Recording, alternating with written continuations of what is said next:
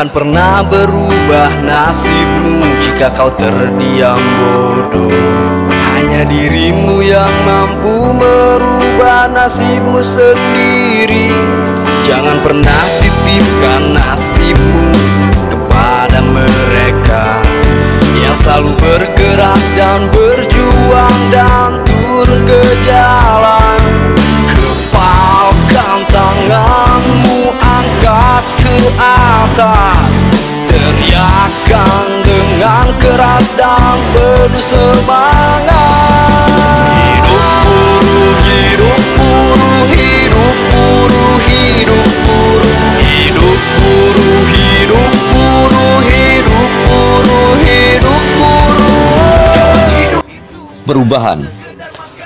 Perubahan tidak datang dari banyak orang. Perubahan lahir dari rahim perjuangan. Begitupun dalam proses kelahiran kembali Partai Buruh. Diinisiasi 10 organisasi pelanjut Partai Buruh telah berhasil mendeklarasikan kembali keberadaan Partai Buruh bersamaan dengan pelaksanaan Kongres 4 Partai Buruh di Jakarta pada tanggal 4 sampai dengan 5 Oktober 2021. Atas kesadaran politik sebagai rakyat kelas pekerja, the working class, serta mengharapkan ridho dan rahmat Allah Subhanahu wa Ta'ala, Tuhan yang Maha Kuasa.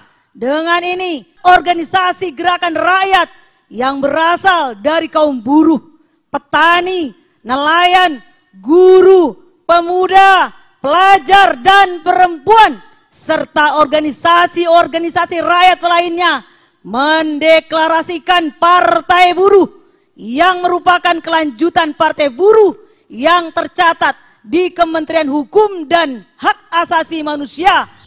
Ke-10 organisasi inisiator pelanjut Partai Buruh itu adalah Partai Buruh, Rumah Rakyat Indonesia KSPI, Organisasi Rakyat Indonesia KSPSI, Rumah Rakyat Indonesia FSPMI, Serikat Petani Indonesia SPI, Konfederasi Persatuan Buruh Indonesia KPBI, Gerakan Perempuan Indonesia GPI, Rumah Rakyat Indonesia FSPKEP, Rumah Rakyat Indonesia FSP Farkes Reformasi, serta Forum Pendidik Tenaga Honorer dan Swasta Indonesia FPTHSI.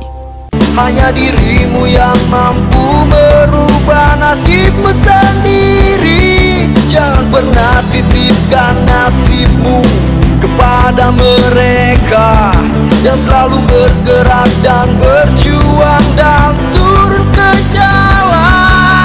Kepalkan tanganmu, angkat ke atas, teriakan dengan keras dan penuh semangat. Hidup buruh, hidup buruh, hidup buruh, hidup buruh, hidup buruh, hidup buruh, hidup buruh, hidup buruh, hidup buruh, hidup buruh, hidup buruh. Ayo kita rapatkan barisan, kita luruskan kita, luruskan pandangan kita, tentukan nanti. Kebangkitan Partai Buruh sekaligus menandai gerakan bersatunya gerakan rakyat untuk membangun kembali alat politiknya sendiri.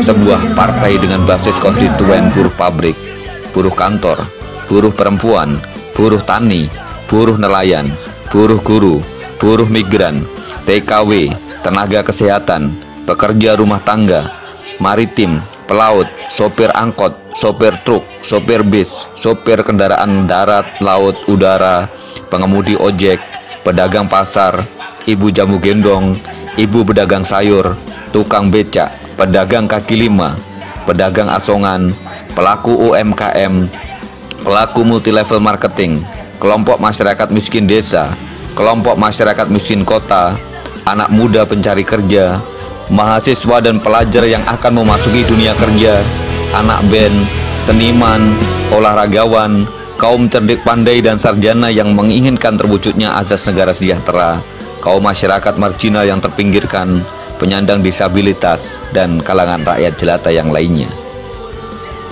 Partai Buruh berazaskan Pancasila, sedangkan tujuannya adalah untuk mewujudkan negara kesejahteraan atau welfare state yang selanjutnya disebut negara sejahtera. Negara sejahtera yang ingin dibangun Partai Buruh disebut 13 platform Partai Buruh, yaitu pertama, kedaulatan rakyat, kedua, lapangan kerja, ketiga, pemberantasan korupsi, keempat, jaminan sosial yang meliputi jaminan kesehatan, jaminan dana pensiun, jaminan hari tua, jaminan kecelakaan kerja, jaminan kematian, jaminan dana pengangguran, jaminan pendidikan, jaminan perumahan, jaminan air bersih, dan jaminan makanan untuk rakyat. Platform yang kelima adalah kedaulatan pangan, ikan, dan ternak. Dalam konteks kedaulatan pangan, kita harus menentukan pangan secara mandiri, meliputi alat dan sistem produksi serta pemasaran di bidang pertanian, perikanan, peternakan untuk menghasilkan pangan tanpa tergantung dari kekuatan pasar internasional. Partai Buruh juga memperjuangkan reforma agraria yang sejati. Platform yang keenam adalah upah layak. Yang ketujuh, pajak yang berkeadilan untuk kesejahteraan rakyat. Dan yang kedelapan adalah hubungan industrial. Dalam konteks ini, Partai Buruh memperjuangkan penolakan sistem penggunaan tenaga kerja alih daya atau yang biasa kita kenal sebagai outsourcing, menolak sistem karyawan kontrak yang berkepanjangan. Partai Buruh memperjuangkan uang pesangon yang layak, jam kerja yang manusiawi, perlindungan upah, termasuk di dalamnya adalah hak istirahat, cuti haid, dan cuti melahirkan untuk buruh perempuan, menolak PHK yang dipermudah, serta perlindungan kesempatan kerja untuk pekerja lokal yang tidak berketerampilan. Platform yang ke-9 adalah lingkungan hidup, hak asasi manusia, dan masyarakat adat. Ke-10, perlindungan perempuan, anak-anak, pekerja rumah tangga, buruh migran, dan buruh informal. Yang ke-11 adalah pemberdayaan penyandang cacat atau disabilitas. Yang ke-12, perlindungan dan pengangkatan status PNS untuk seluruh guru dan tenaga pendidik, honorer dan tenaga honorer, serta peningkatan kesejahteraan guru dan tenaga pendidik swasta dalam bentuk bergaji minimal upah minimum per bulan. Dan platform yang ke-13 adalah memperkuat koperasi dan BUMN sebagai pilar utama perekonomian. Dan inilah lambang Partai Buruh.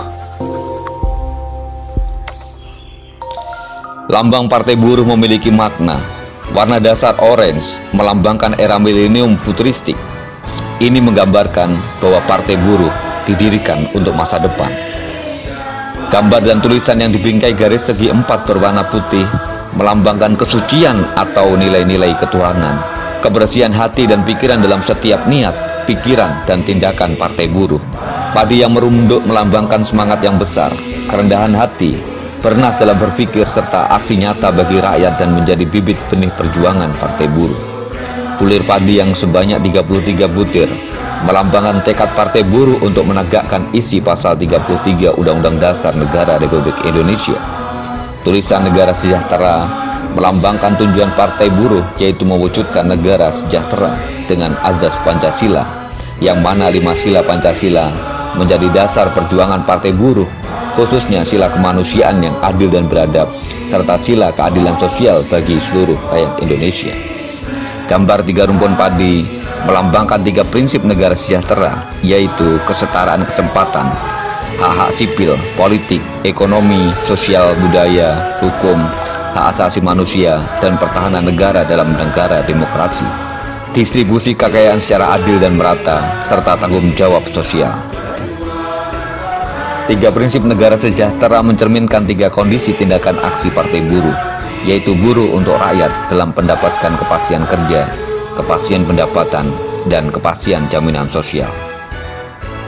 Tulisan Partai Buruh dengan huruf besar dan berwarna putih melambangkan penegasan identitas konstituen Partai Buruh, yaitu kelas pekerja.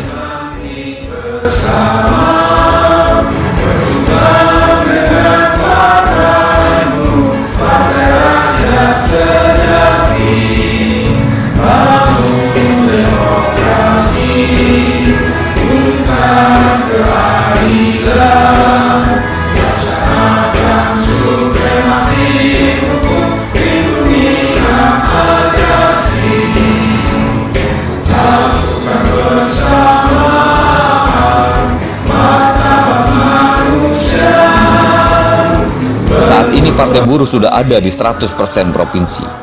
Dengan kata lain, Di 34 provinsi yang ada di Indonesia sudah ada pengurus Partai Buruh. Sementara itu, persentase kepengurusan di tingkat kabupaten kota secara nasional sudah mencapai 87%. Sementara capaian di tingkat kecamatan hingga saat ini sudah mencapai 40%.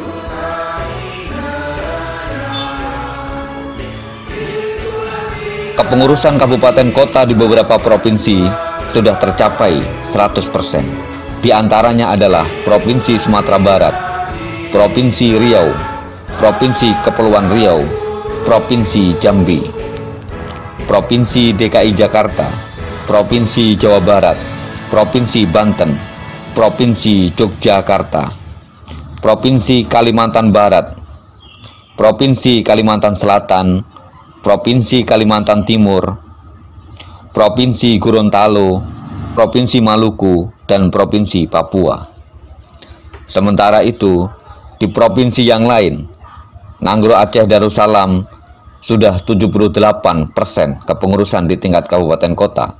Di Provinsi Sumatera Utara 79%, di Provinsi Sumatera Selatan 76%, Provinsi Bangka Belitung 86%, Provinsi Bengkulu 90%, Provinsi Lampung 93%, Provinsi Jawa Tengah 83%, Provinsi Jawa Timur 87%, Provinsi Bali 67%, Provinsi Nusa Tenggara Barat 80%, Provinsi Nusa Tenggara Timur 86%, Provinsi Kalimantan Tengah 79%, Provinsi Kalimantan Utara 80%, Provinsi Sulawesi Utara 73%, Provinsi Sulawesi Barat 67%, Provinsi Sulawesi Tengah 77%, Provinsi Sulawesi Tenggara 82%, Provinsi Sulawesi Selatan 88%, Provinsi Maluku Utara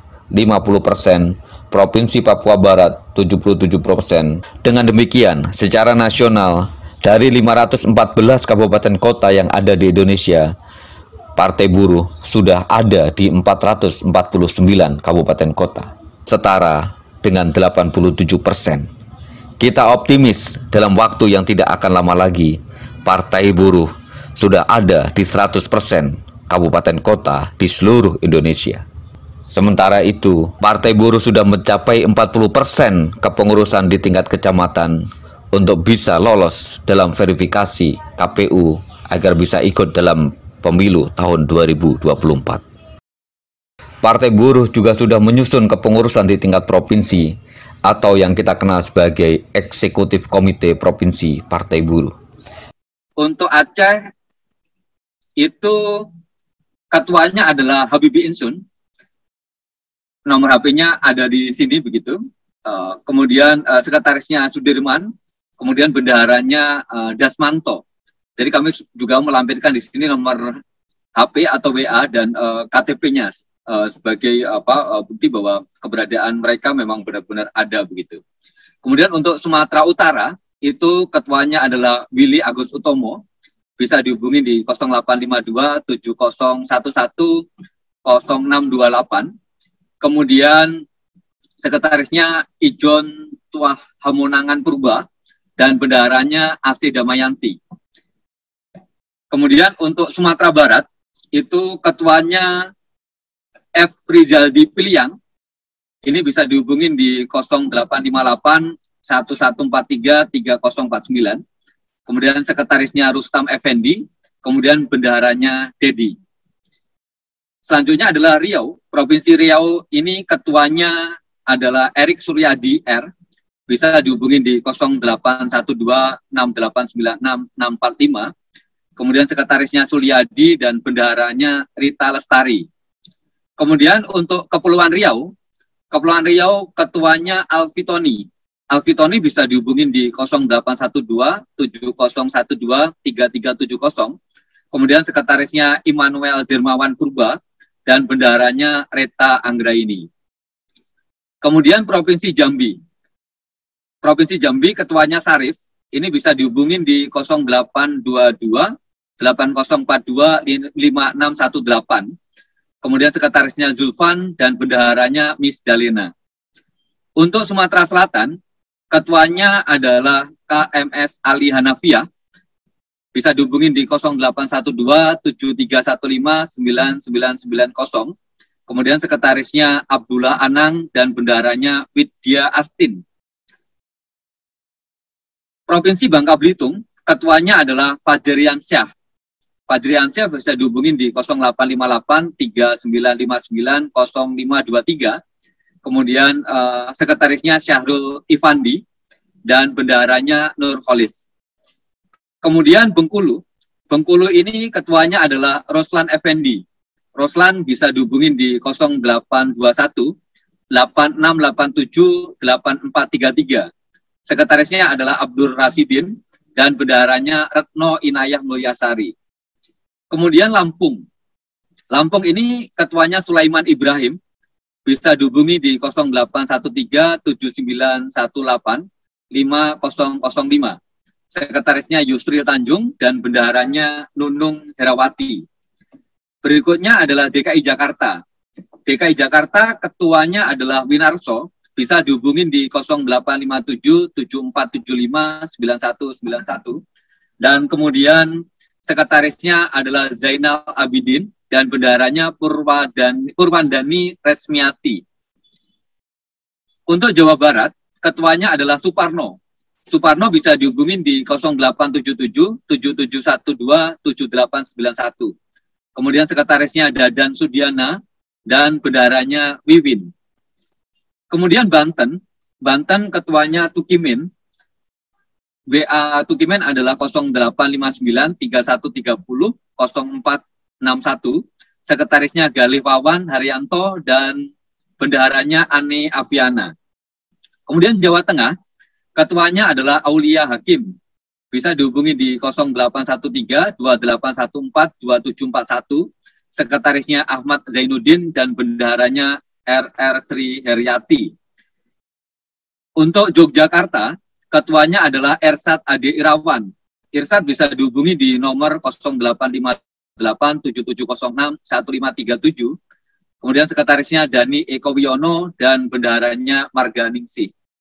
Kemudian Jawa Timur, ketuanya adalah Jazuli. Bisa dihubungi di nomor 0812-3583-0757. Kemudian sekretarisnya Panjang Apin Sirait dan bendaharanya Ardian Savendra. Kemudian untuk Bali, ketuanya adalah Nimade Rudi Artini. Nimade bisa dihubungi di 0878-6285-6600. Sekretarisnya Aiwayantono dan bendaharanya Nimade Nidya Maheswari. Kemudian Nusa Tenggara Timur, ketuanya adalah Ramundus Peter Ranjoluan, bisa dihubungi di nomor 0822-3560-9881. Kemudian sekretarisnya adalah Sarina M. Asbanu, dan kemudian bendaharanya Destin N. Wulandari. Kemudian untuk Nusa Tenggara Barat, ketuanya adalah Lalu Wirasakti. Sekretaris Lalu Wirasakti bisa dihubungi di 0818-540-335. Sekretarisnya adalah Heru Prasetyo dan bendaharanya Vivin Yutri M. Kemudian Kalimantan Barat, itu ketuanya adalah Muslimin. Muslimin bisa dihubungi di 0812-5669-5509. Sekretarisnya Suharyono dan bendaharanya Ninda Amelda. Kemudian Kalimantan Tengah, ketuanya adalah Dewi Fajarianti. Dewi bisa dihubungi di 0813-4843-0849. Sekretarisnya Arif Bestari dan bendaharanya Dewi Haryani. Untuk Kalimantan Selatan, ketuanya adalah Yuyun Indarto. Bung Yuyun itu bisa dihubungi di nomor 0857-5152-4233. Kemudian sekretarisnya Sadin Sasau dan bendaharanya Rantiani. Kemudian Kalimantan Timur, ketuanya adalah Benny RB Kowel. Benny bisa dihubungi di 0813-8856-7692. Kemudian sekretarisnya adalah Edi Heriadi Muksin dan bendaharanya adalah Syahrir MR. Kalimantan Utara, ketuanya adalah Julius SP. Julius bisa dihubungi di 0813 8720 3109. Sekretarisnya adalah Franz Caleb Simpson dan bendaharanya adalah Junita Anggreni. Selanjutnya Sulawesi Barat. Provinsi Sulawesi Barat ketuanya Muhammad Asnawi dengan nomor WA 0823 3133 2903. Sekretarisnya Saldin Setiawan dan bendaharanya Satria. Kemudian Sulawesi Tengah, ketuanya adalah Lukius Todama dengan nomor WA 0853 4206 1567. Kemudian sekretarisnya adalah Suryadi dan bendaharanya Norma Yunita. Untuk Sulawesi Utara, ketuanya adalah Andri Kere. Andri bisa dihubungi di 0852 4057 3359. Sekretarisnya Jani Arlin Dengah dan bendaharanya Meiti Kumambung. Untuk Sulawesi Tenggara, ketuanya Arif Sanjaya dengan nomor WA 0813 5594 5674. Sekretarisnya Yersandi Yansen dan bendaharanya Hamsinar. Berikutnya Provinsi Sulawesi Selatan. Ketuanya adalah Ahmad Rianto dengan nomor WA 0823 4655 8088 dengan sekretaris Fadli Yusuf dan bendahara Asniati. Kemudian Gorontalo, ketuanya adalah Meske Abdullah dengan nomor WA 0813 4080 2506. Sekretarisnya adalah Muhammad Zulkarnain Daipaha dan bendaharanya Abdul Rahman Jafar. Kemudian Maluku, ketuanya adalah Max DG Laritmas dengan nomor WA 0857 7700 0978 dengan sekretaris Johannes Arefualo dan bendaharanya Isnawati Samal. Kemudian Maluku Utara, ketuanya adalah Yusri Muksin dengan nomor WA 0853 4244 4736. Sekretarisnya adalah Sedik Ibrahim dan bendaharanya Rasdiana Abu Sama. Kemudian Papua Barat, ketuanya adalah John Aunsi Pangeti dengan nomor WA 0813 5408 9322. Sekretarisnya adalah Muhammad Muhaimin dan bendaharanya Jane Revika. Kemudian yang terakhir adalah Provinsi Papua. Provinsi Papua ketuanya adalah Ramses Vele di nomor WA 0811 484 Sekretarisnya adalah Stanley Puraro dan bendaharanya adalah Franciscus Peki. Rekan-rekan, itu adalah kepengurusan di tingkat provinsi yang bisa kami sampaikan. Sebenarnya kepengurusan tidak hanya berbasis ketua, sekretaris, dan bendahara, tapi juga ada beberapa pengurus yang lain begitu.